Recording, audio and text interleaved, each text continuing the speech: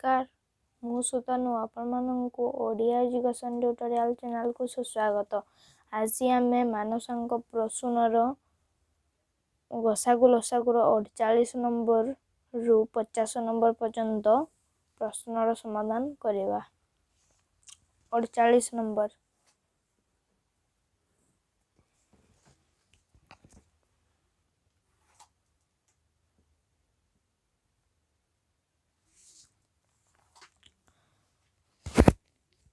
दुईटी संख्यार लसागु 120 और गसागु 10।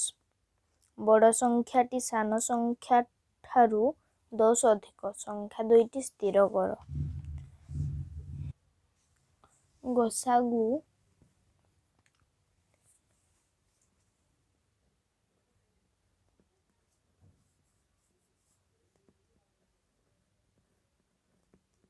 समान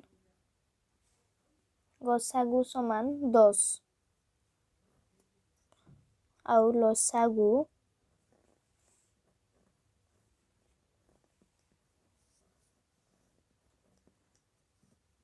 समान 120।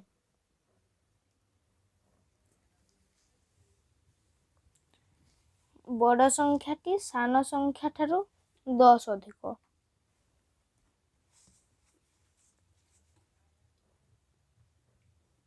बड़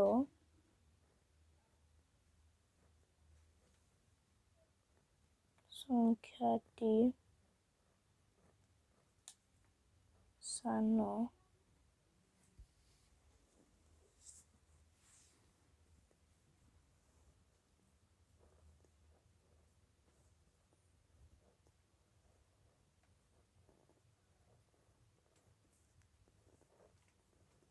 ठारू 10 अधिक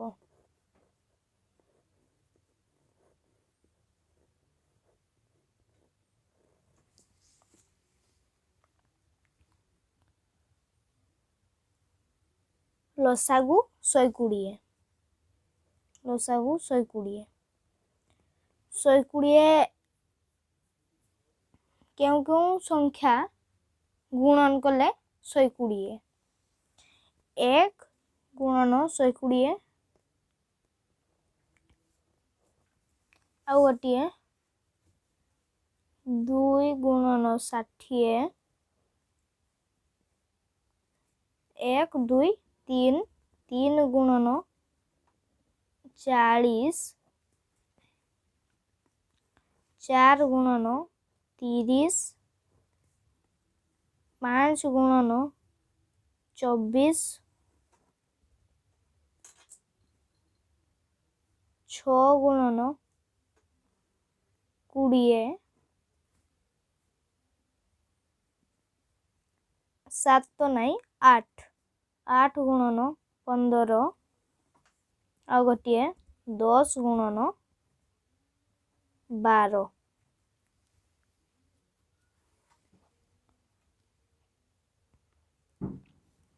30 और 40 120 रो गुणनक और गसागु एमानकर गसागु निर्णय गले 10 हेबो। 30 और 40 अतएव संख्या दुईटी प्रश्न रे अछि संख्या दुईटी केते अतएव संख्या दुईटी 30 और 40। तीनटी क्रमिक संख्या परस्पर मौलिक और प्रथमटी अयुग्म संख्या सेमानंकर लसागु केते। तीनटी क्रमिक संख्या परस्पर मौलिक और प्रथमटी अयुग्म संख्या सेमानंकर लसागु संख्या तीनटीर गुणफल हेबो। परस्पर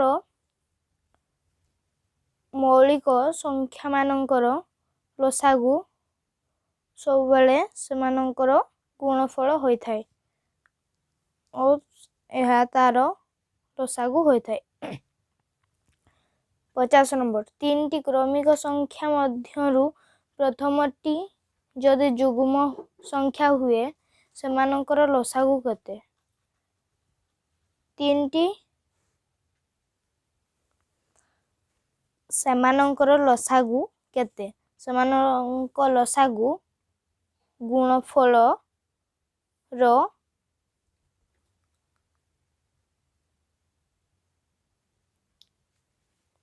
50 नंबर। आमे एहार गोटे उदाहरण ये देखिबा। प्रश्न रे अछि प्रथमटी गोटे जुग्म संख्या हुए। प्रथमटी गोटे जुग्म संख्या आमे 2 4 एमिति नै परिबा तणु आमे 2 नबा।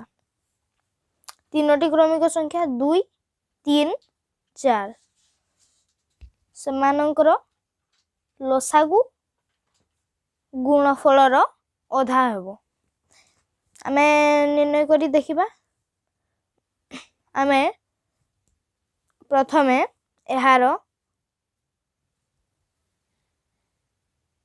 गुणफल निर्णय करिबा।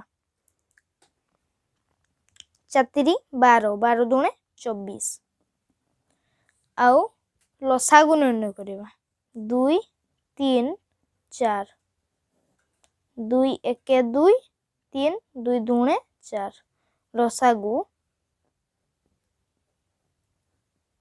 लसागु समान 2 गुणन 1 गुणन 3 गुणन 2 1 गुणन 3 गुणन 2 समान 2 1 2 2 3 6 6 दुणे 12